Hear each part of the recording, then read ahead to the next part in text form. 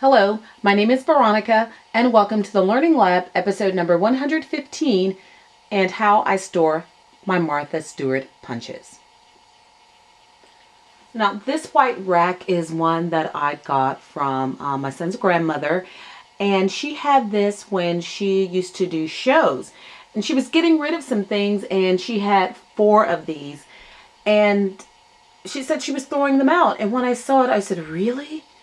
Well, let me have them. So she got her husband to load them up, put them in the car. I brought them home with me because I thought this would be perfect for storing my Martha Stewart punches. And sure enough, it is. As you can see, I have them all labeled. Went on the internet, looked up those I couldn't remember the names for, and it's actually worked out pretty perfect for me. So those are some of the really large double edge. These are some of the single punches, and they're huge. And if you go on up, there are my corner punches just above there.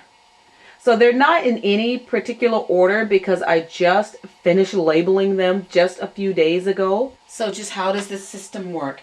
Let's say if I want to use the loops, I can just go in and pull it out. There it is. When I'm ready to put it back, sometimes I just press on the handle a little so that it can slide under this bar that's holding it into place. If we come down just a little bit to these really large deep edge ones, I do have to press that down just a little when I'm pulling it out. And when I'm ready to put it back, I just slide it back in and it holds it. We come on down further to the bottom. These are my really large deep edge punches. And so let's say if I want this lattice heart. So there it is. I generally keep the wings folded in. Makes it for a lot easier storage for me. But that works. Now, you're probably looking saying, but where are your border punches? Great question. So when I come up and pan, you can see that I have this one here. But the problem with this is, in order to get it to stay, let me take it out. And you can see my struggle there. I have to open the wings and put it behind the little metal bar. So in order to get these to stay, I would always have to keep lifting this up to slide that into place. Now right now this is just leaning against the wall. I guess I could get it hung from the ceiling, which might make it a little easier, but for now I really do like it like this. So I have just a couple of them up there, my spider web ones, some on the other side. The downside is when I want to use them, I'm always having to pull them out. So what I thought about doing was moving them down some. So say for example, where the raindrop is. So if I took that away and put this in down here, then I don't have to really move it. And as you can see, even if they fall back, they're not going anywhere because this bar stops it.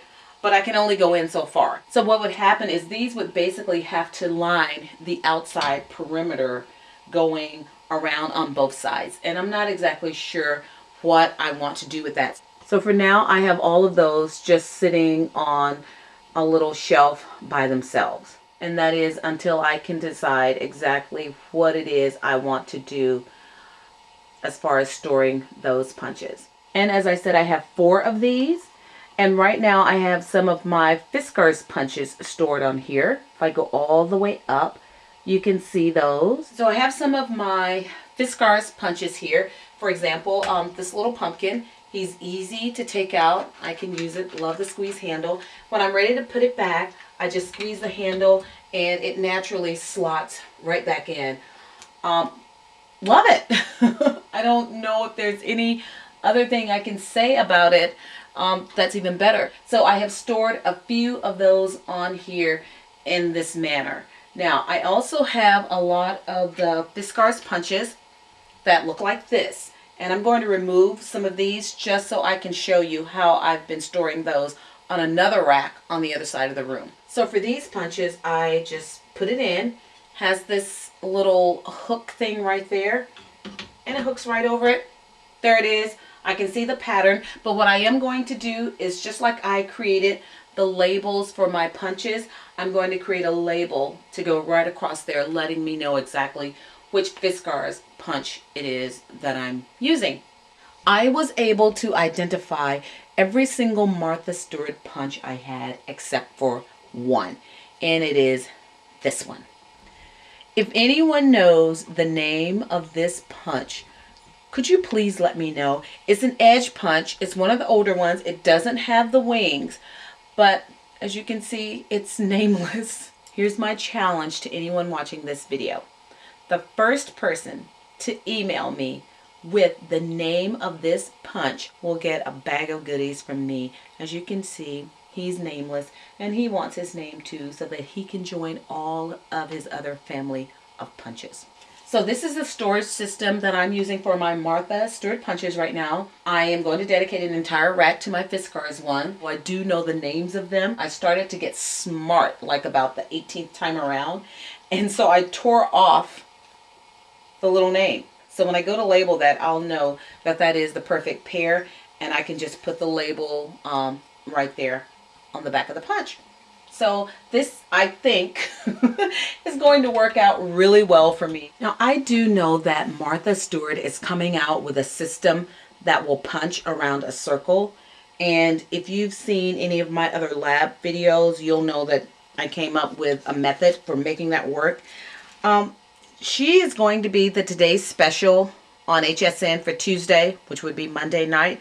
So tune in, but I think it's going to be her system for punching around a circle. But as long as you have one of these or a Cricut or something that will cut a circle for you, and you can draw your lines or use the grid, I don't know if you're going to benefit much from the system that she has out, because again, you're going to be limited to those punches designed for that system.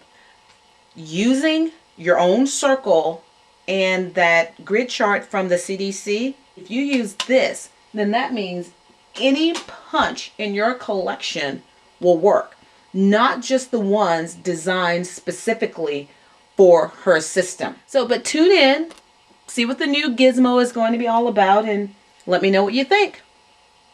As always, thank you for joining me in the lab today. Please be sure to check out my blog at inkollusions.blogspot.com. Until then,